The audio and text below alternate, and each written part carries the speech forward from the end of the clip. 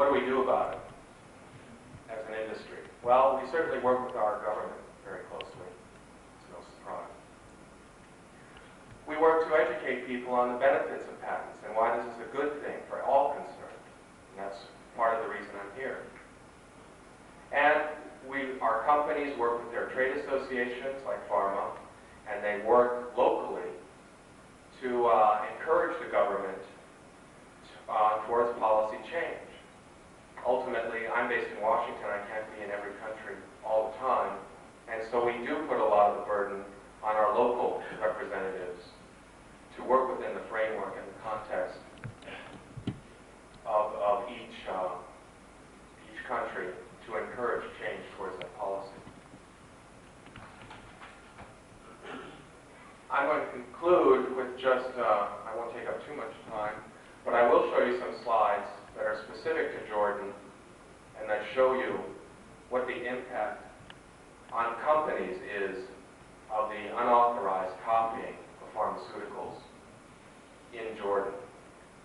The green part of the pie represents the market share held by the company that invented the medicine, that spent the $300 or $400 or $500 million to invent it.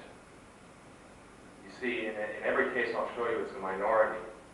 I'm starting with Tagamet, which is now off patent. And I'm sure that some of you will want to ask about prices.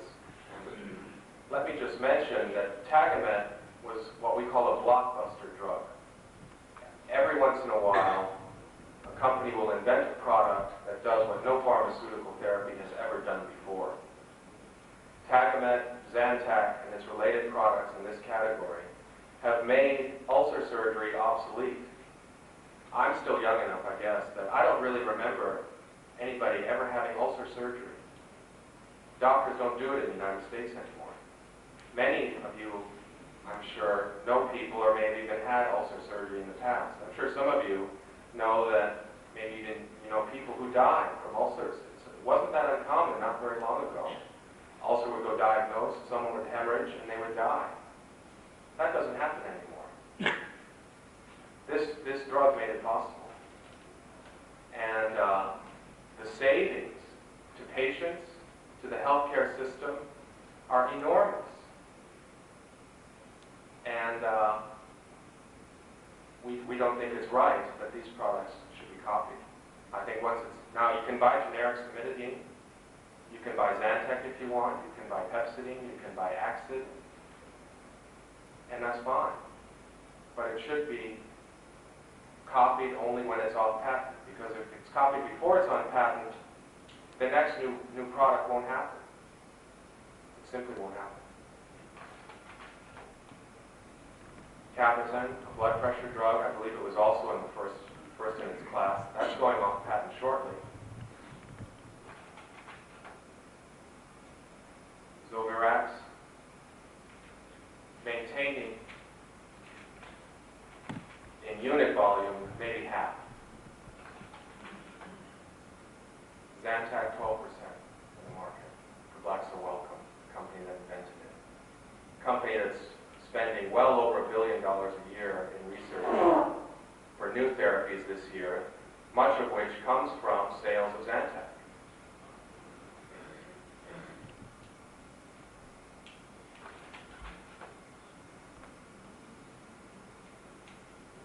Sorry, if I can focus here. Renatec, 20%. Losec, another anti-ulcerant, 10% of the market. Pepsidine, another anti-ulcerant, 3% of the market in Jordan, held by the innovative company Merck Sharp and Dohme. This is a fantastic antibiotic. I know it's fantastic because my wife was very sick last year and she took it and it cured her within a couple of days. She had pneumonia that was going infected, and she almost ended up in the hospital. And Cipro kept her out of the hospital. I didn't think this figure was going to be correct, so I had my colleague who was doing this check it for me. I said, 1%? Can that really be? accepted as correct. And then I said, well, what am I going to say about it? And I couldn't think of anything to say.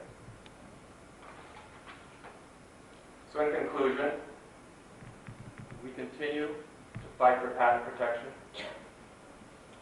We encourage countries to improve their intellectual property regimes, to implement TRIPS with pipeline protection sooner rather than later. And by the way, this will hopefully come out in discussion as well. That doesn't affect any product that's on the market today. Those products, those slides that I just showed you, we accept the fact that they're gone. If they're in the marketplace, their status will not be affected by changes in your patent law, at least unless you want to change it. But as an industry, we don't seek that. So in terms of the effects on the market as it's currently structured in countries like Jordan today, none of the products on the market today would be affected. That's one of the greatest myths that opponents, I believe, with all due respect, short-sighted opponents of intellectual property protection try to make that point. Oh, people won't be able to get these medicines, the local industry will disappear. That's not the case, and as I mentioned at the beginning, there are many countries where that's documented. Mexico, Korea, Taiwan, Italy, Hungary. We seek better protection for biotechnology products, and we consider intellectual property protection to be one of the fundamental incentives, one of the fundamental platforms that have to be in place in any economy in order to maintain incentives for innovation and invention and to make all of our lives better. Thank you very much for your attention.